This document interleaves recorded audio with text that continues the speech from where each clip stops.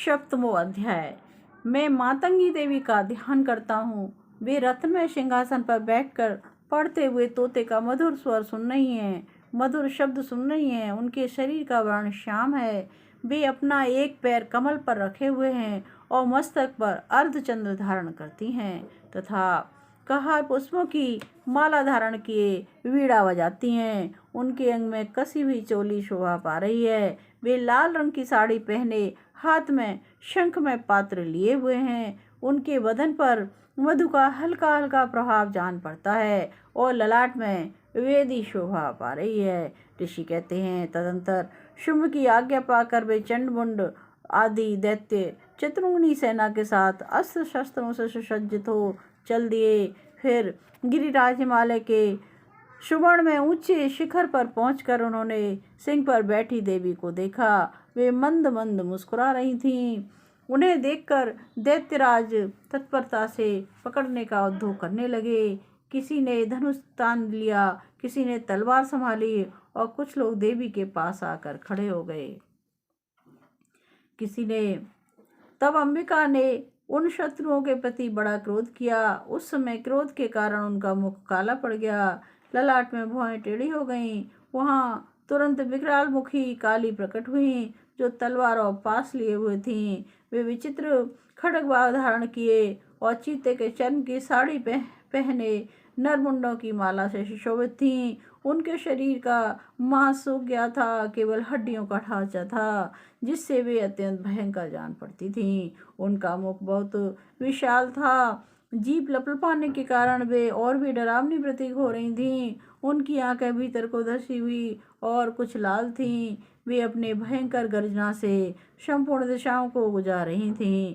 बड़े बड़े दैत्यों का वध करती हुई वे कालका देवी बड़े वेग से दैत्यों की उस सेना पर टूट पड़ी और उन सबको भक्षण करने लगीं।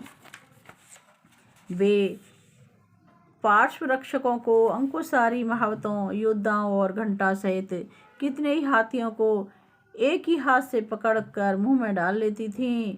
उस समय घोड़े, रथ और सारथी के साथ रथी सैनिकों को मुंह में डालकर वे बड़े बड़े भयानक रूप से चबा डालती थी। किसी के बाल पकड़ लेती, किसी का गला दबा देती, किसी को पैरों से कुचल डालती, किसी को छाती और धक्के के गिराकर मार देती थीं। वे असुरों के छोड़े हुए बड़े बड़े अस्त्र शस्त्र मुंह से पकड़ लेती और रोष में भरकर उनको दांतों से पीस डालती थीं।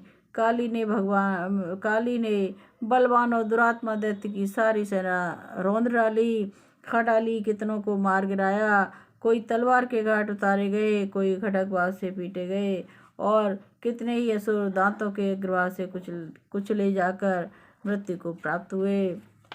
इस प्रकार देवी ने असुरों की उस सारी सेना को क्षण भर में मार गिराया। वह देख चंडमुंड उस अत्यंत भयानक काली देवी की ओर दौड़ा तथा महादैत्य मुंड ने भी अत्यंत भयंकर बाणों की वर्षा से हजारों बार चलाए हुए चक्रों से उन भयानक नेत्र वाली देवी को आच्छादित कर दिया। वे अनेकों चक्र देवी के मुख में समाते हुए ऐसे जान पड़े मानो सूर्य के बहुतेरे बंडल बादलों के उधर में प्रवेश कर रहे हों। तब भयंकर गर्जना करने वाली काली ने अत्यंत रोष में भरकर विकट अट्टहास किया। उस समय उनके विकराल बदन के भीतर कठिनता से देखे जा सकने वाले दांतों की प्रभा से अत्यंत उज्ज्वल दिखाई देती थीं। देवी ने बहुत बड़ी तलवार हाथ में ली, हंग का उच्चारण करके चंड पर दावा किया और उनके केस पकड़कर उसी तलवार से उसका मस्तक काट डाला।